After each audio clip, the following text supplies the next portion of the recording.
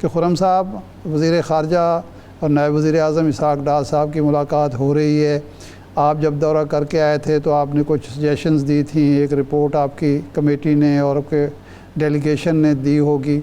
तो आप समझते हैं कि अब ये जो कुछ हो रहा है ये आपकी कोशिशों का भी नतीजा है, और जिस तरह की आप तवक्को कर रहे थे कि मामलात इस डगर पे चलेंगे, समत बढ़ेंगे और उसके नतीजे में पाकिस्तान को फ़ायदा हासिल होंगे, हम उसी तरफ जा रहे हैं? जी, सिमत तो दुरुस्त है, और इसमें उसका एक हिस्सा भी बिल्कुल दुरुस्त है कि अमेरिका को अगर हमें एक सफारती महाज समझकर दो हिस्सों में तकसीम करना है। एक तो सफारती महाज है जो अब हम उसे कह सकते हैं रवायती सहाफत थी, स्टेट डिपार्टमेंट के ऊपर, या जो वहाँ ऐवान नुमाइंदगान है और सेनेट है उस तक जो रसाई है, वो भी बड़ा अहम हिस्सा है। लेकिन इस वक्त जो अमरीकी निज़ाम है या अमेरिका में जो इलेक्शन के बाद से सूरत हाल है, सदर ट्रंप जो है वो मुकम्मल तौर पर अपने मुल्क की पॉलिसी जो है उसको ड्राइव कर रहे हैं, और उनको इनपुट जो है वो अपनी वजारतों से या अपने जो मुख्तलिफ दफातर है उससे नहीं ले रहे, वो बराह रास्त फैसले कर रहे हैं। तो ये बहुत अच्छी बात है कि जो मार्को रूबियो है सेक्रेटरी ऑफ स्टेट है, लेकिन वो नेशनल सिक्योरिटी एडवाइजर भी हैं, और लिहाजा वो अब सदर ट्रंप के व्हाइट हाउस का भी हिस्सा है NSA होने के हवाले से। तो ये तो हिस्सा बिल्कुल दुरुस्त है कि डिप्टी प्राइम मिनिस्टर इसहाक़ डार जो है वो मार्को रूबियो से मिल रहे हैं, और ये इसके लिए हमें जो है वो चूंकि वजीर खारजा और डिप्टी प्राइम मिनिस्टर का तो होता बहुत अरफा है, लेकिन कोई मुस्तकिल तौर पर हमें अपना एलची मुकर्रर करना होगा, यानी एलची to the White House practically, जो बराह रास्त व्हाइट हाउस और उसके जो दफातर हैं उनसे बात करें। बाकी हमारा सफारत खाना वाशिंगटन का अपना काम अल्हम्दुलिल्लाह वैसे तरीके से जारी रखे हुए है। तो ये इस हद तक तो जो हमारा इनिशिएटिव है वो दुरुस्त है, और उसका जो हमें नतीजा हमने देखा है कि सदर ट्रंप ने हालिया दिनों में ना सिर्फ अब जो गिनने वाले गिन रहे हैं, 25 दफा पाकिस्तान का नाम लिया है, बल्कि अब वो 5 दफा 5 जहाज गिरने का भी जिक्र कर चुके हैं हिंदुस्तान की।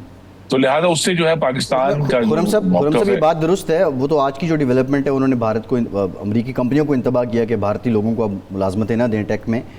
ये जो एलची वाली बात है, लास्ट टाइम भी आपने प्रोग्राम में की थी। हमारा जो सवाल अगला था वो यही है कि क्या इस मुलाकात के बाद इस पे कोई बाज़ाब्ता पेशरफ्त होगी, कोई ऐसी शख्सियत वहाँ बतौर एलची मुकर्रर हो जाएगी? और नहीं, एक इसमें थोड़ा सा इजाफा, हमारे यहाँ एक सिक्योरिटी एडवाइज़र भी हैं जो ISI चीफ भी हैं माशाल्लाह। उसके बाद नायब वज़ीर ख़ारजा और वज़ीर ख़ारजा भी हैं, फील्ड मार्शल साहब की डायरेक्ट मुलाकात भी होगी। तो इसके बाद एक खसूसी एलची की ज़रूरत आप महसूस करते हैं?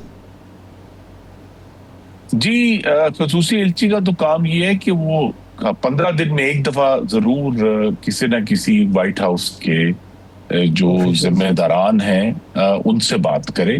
अच्छा। उनमें से कुछ को वो इनवाइट करे कि वो पाकिस्तान आए, और पाकिस्तान का जो नुक्ता नज़र है मुख्तलिफ हवालों से या मुख्तलिफ जो हमारी इस्टेब्लिशमेंट है, हमारी जो सिविलियन हुकूमत है, उसका तमाम पॉइंट ऑफ व्यू।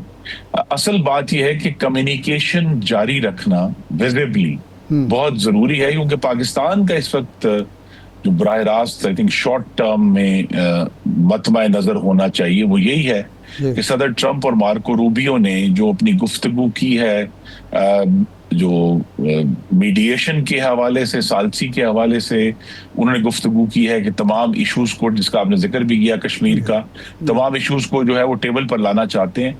तो पाकिस्तान का जो इमीडिएट शॉर्ट टर्म जो ऑब्जेक्टिव है वो यही होना चाहिए कि वो सदर ट्रंप और मार्को रूबियो अपने कहे हुए अल्फाज की पासदारी करें और इस मामले पर कोई पेशरफ्त करें, क्योंकि इस वक्त जो है वो हमें बहुत, अगर हम हकीकत पसंदाना तरीके से देखें तो हिंदुस्तान पर बराह रास्त अमेरिका ही असरअंदाज हो सकता है।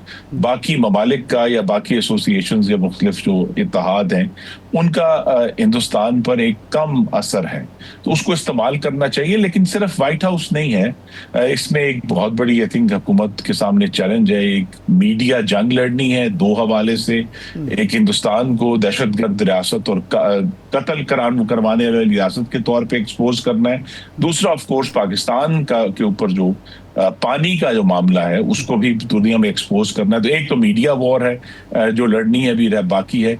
एक इरशाद साहब, हमें इंटरनेशनल लॉ पे भी एक जंग लड़नी है। अच्छा। कि हिंदुस्तान को वहां भी एक्सपोज करना है कि एक मुल्क जो ये कहता है कि वो अक़वाम मुत्तहिदा का मुस्तकिल रुकन होना चाहिए, अगर वो इतनी आसानी से बैनुल अक़वामी जो ट्रीटीज हैं उनको तोड़कर आगे बढ़ जाएगा, और ऐसी ट्रीटीज जो पानी के मुतल्लिक हैं, जो पूरी दुनिया में इस वक्त इंतहाई हसास मामला बना हुआ है, तो ये एक जिम्मेदार मुल्क नहीं है।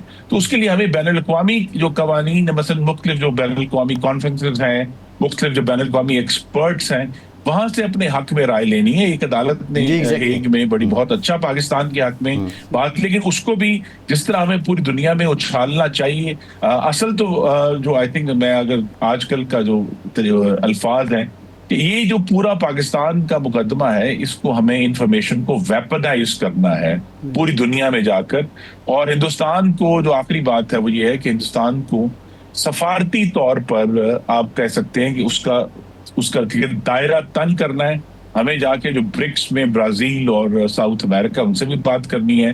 हमें क्वाड में जो जापान और ऑस्ट्रेलिया, उनमें भी बात करनी है, ताकि हिंदुस्तान पर अमेरिका और उसके अलावा प्रेशर है वो बढ़ाया जा सके। खुर्रम साहब, अगला सवाल मेरा यही है कि आपका एक दौरा हुआ, बड़ा सक्सेसफुल दौरा हुआ, उसके बाद इस महाज पे बज़ाहिर खामोशी छा गई। क्या ये ज़रूरत नहीं थी और अब भी ज़रूरत नहीं है कि एक आप जैसा एक बड़ा डेलीगेशन, जो आपका डेलीगेशन था, इसी तरह का डेलीगेशन ऑस्ट्रेलिया जाना चाहिए, जापान जाना चाहिए और कनाडा जाना चाहिए, और जो ममालिक हैं यूरोपीय यूनियन के साथ होनी चाहिए डिलिब्रेशंस।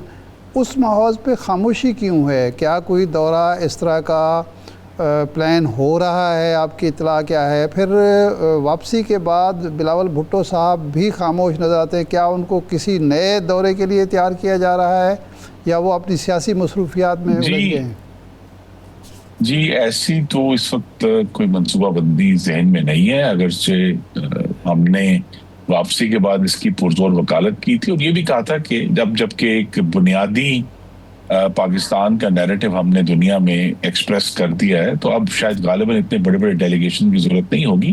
3-3 लोगों के डेलीगेशन मुख्तलिफ ममालिक में भेजे जा सकते हैं, शर्ते कि वो उसी तरह के काबिल और महारत रखने वाले लोग हों। वो ख़वातीन और हज़रात पाकिस्तानी जो हैं उनको 3-3 की तादाद में भी दुनिया में भेजना चाहिए। इसमें मैं बिल्कुल आपकी बात को सेकंड करूंगा कि इसकी अशद जरूरत है, क्योंकि आपने आगाज में बहुत एक कलीदी बात की है कि ये इस तरह का मुस्बत तस्वीराती लम्हा, स्ट्रेटेजिक मोमेंट जो है बहुत कम मुल्कों को मिलता है। तो हमें खुदा जाने के कितने महीने या कितने हफ्ते मजीद हैं हमारे पास, तो हमें इसका भरपूर फायदा उठाते हुए इसको एज ए समझेंगे ऑफेंसिव के तौर पे एक दुनिया पे सफारती जो है वो समझे हम चढ़ दौड़ना चाहिए पूरी दुनिया पे, ताकि हम अपने जो मकसद हैं, जो अमन का मकसद है, हमारा मकसद तो अमन है, हमारा मकसद जंग नहीं है। और हिंदुस्तान जो है वो इस खित्ते को एक परपेचुअल वॉर यानी मुस्तकिल जंग में धकेलना चाहता है, और हमारा तो पॉइंट ऑफ व्यू यही है कि हम अमन चाहते हैं।